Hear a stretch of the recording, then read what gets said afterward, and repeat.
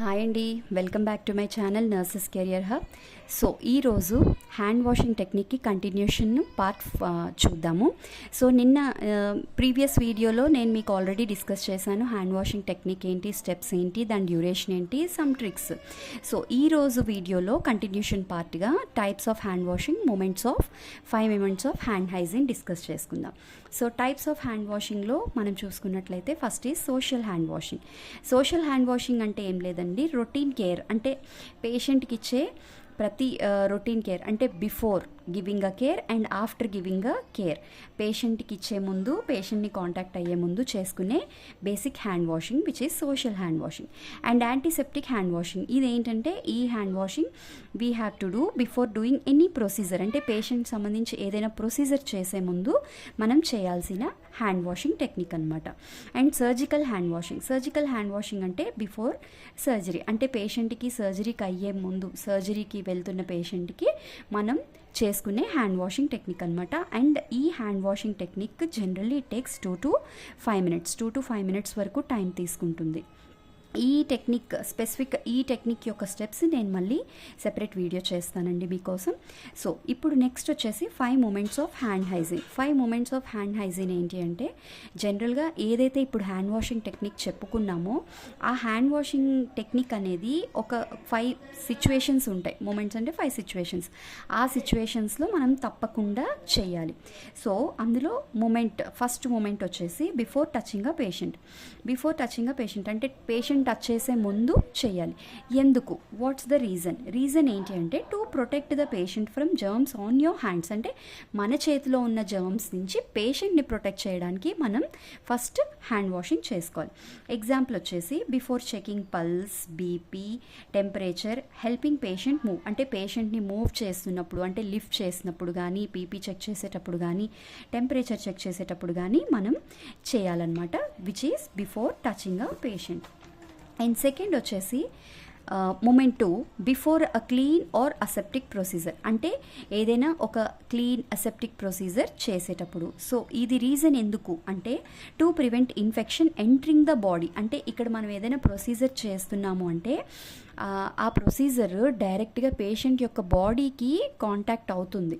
So ఈ point గుర్తుపెట్టుకోండి, patient బాడీకి కాంటాక్ట్ అవుతుంది కాబట్టి, ఇన్సైడ్ కాంటాక్ట్ అవుతుంది కాబట్టి మనము ఇన్ఫెక్షన్ పేషెంట్ బాడీలోకి ఎంటర్ కాకుండా ఉండడానికి మనం ఏదైనా ప్రొసీజర్ చేసే ముందు ఖచ్చితంగా హ్యాండ్ వాషింగ్ చేసుకోవాలి. For example before giving injection, ఏదైనా వూండ్ డ్రెస్సింగ్ చేస్తున్నప్పుడు, ఏదైనా ఐవి క్యాన్యులా ఇన్సర్ట్ చేసేటప్పుడు, యూరిన్ క్యాథెటర్ పెట్టేటప్పుడు. ఓకే, సో మూమెంట్ 3 అంటే థర్డ్ సిచ్యువేషన్ ఏంటి అంటే, ఆఫ్టర్ బాడీ ఫ్లూయిడ్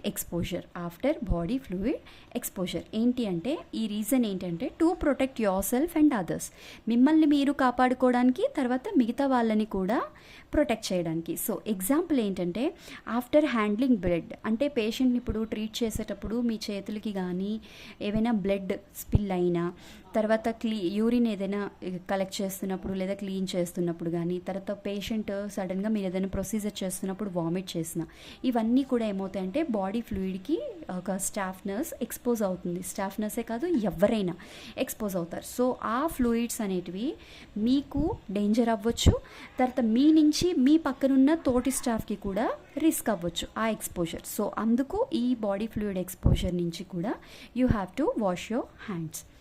మూమెంట్ 4 వచ్చేసి ఆఫ్టర్ టచింగ్ అ పేషెంట్, అంటే పేషెంట్ని టచ్ చేసిన తర్వాత.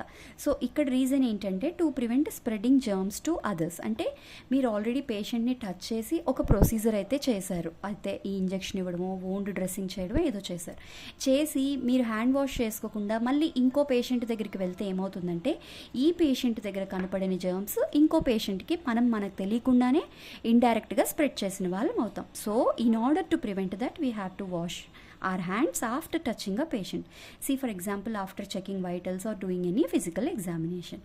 తర్వాత మూమెంట్ 5 వచ్చేసి ఆఫ్టర్ టచింగ్ పేషెంట్ సరౌండింగ్స్ని టచ్ చేసిన తర్వాత, అంటే ఫర్ ఎగ్జాంపుల్ రీజన్ ఏంటంటే, germs can stay on objects. మనకి చెప్పాను ఆల్రెడీ, హ్యాండ్ వాషింగ్ ఎందుకు చేస్తాం, మనకి కనపడని జర్మ్స్ నుంచి ఇన్ఫెక్షన్ అనేది స్ప్రెడ్ అవ్వకుండా ఉండడానికి. So germs can stay on objects. ఇక్కడ ఎగ్జాంపుల్ ఏంటంటే, పేషెంట్ యొక్క బెడ్ ఏదైతే ఉంటుందో ఆ బెడ్కి ఉండే సైడ్ రైల్స్ పైన, తర్వాత బెడ్షీట్స్ పైన, ఐవీ స్టాండ్స్ పైన, పేషెంట్కి ఉండే టేబుల్ పైన, వాటన్నిటిపైన కూడా మనకి తెలియకుండానే మనకి కనపడని ఎన్నో జర్మ్స్ స్టే అవుతాయి.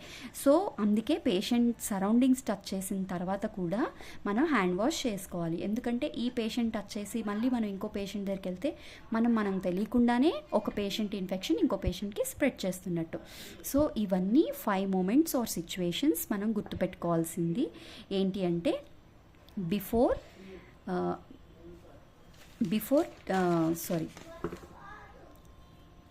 ఇక్కడ చూసుకున్నట్లయితే బిఫోర్ 2 times బిఫోర్ వస్తుంది అండ్ 3 times బిఫోర్ వస్తుంది. So before touching a patient, before a clean procedure, after body fluid exposure, after touching a patient and after touching patient surroundings. So ఇదొక easy trick. 2 times before వస్తుంది and 3 times after వస్తుంది. ఇక్కడ జనరల్గా అందరూ common mistakes మనకు తెలియకుండానే జరుగుతాయి. ఈ మిస్టేక్స్ ఏంటి అంటే హ్యాండ్ వాషింగ్ అప్పుడు skipping thumbs or finger tips. నేను ఫస్ట్ వీడియోలో చెప్పాను కదా, మన finger tips, thumbs, rotational rubbing of finger tips and thumbs, అవి మనం మిస్ చేస్తాం కొన్నిసార్లు. తర్వాత వాషింగ్ ఫర్ లెస్ దాన్ 26, అక్కడ మనకి టైం అయిపోతుంది కంగారులో 20 seconds కన్నా తక్కువే మనం హ్యాండ్ వాషింగ్ టెక్నిక్ అనేది చేస్తాము. తర్వాత నాట్ క్లీనింగ్ బిట్వీన్ ఫింగర్స్ బిట్వీన్లో మనం క్లీన్ చేయడం మర్చిపోతాం. ఆ ఫింగర్స్ మధ్యలోనే మనకి కనపడని ఎన్నో జర్మ్స్ ఉంటాయి. తర్వాత వేరింగ్ రింగ్స్ ఆర్ వాచ్, మన చేతికి జ్యువెలరీ కానీ, రింగ్స్ కానీ, వాచ్ కానీ ఉండకూడదు. And next touching tap with clean hands. Already చెప్పాను, మనం హ్యాండ్ వాషింగ్ అయిపోయిన తర్వాత ట్యాప్ని టర్న్ ఆఫ్ చేయడానికి అదే వాష్ చేసిన హ్యాండ్ తోటే మనం ఆఫ్ చేస్తాం. సో అదొక మిస్టేక్ మనం రొటీన్గా చేస్తూ ఉంటాం.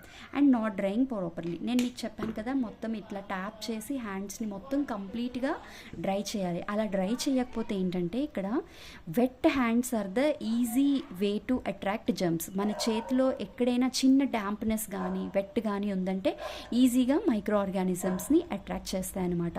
సో అందుకే హ్యాండ్స్ అనేటివి ప్రాపర్గా డ్రై చేసుకోవాలి. సో ఇవి కామన్ మిస్టేక్స్, చాలామంది తెలిసి ఎవరు చేయరు, తెలియక చేసే మిస్టేక్స్. సో దీంతో మన hand washing technique part 1 and part 2 complete అయిందండి. మీకు నచ్చినట్లయితే కామెంట్లో మీకు ఏ పార్ట్ నచ్చిందో చెప్పండి, నచ్చని స్టెప్ కూడా మెన్షన్ చేయండి. అండ్ మీకు ఇంకేదైనా టాపిక్ కావాలి అనుకుంటే please mention that topic in the comment section. Thank you and follow for more.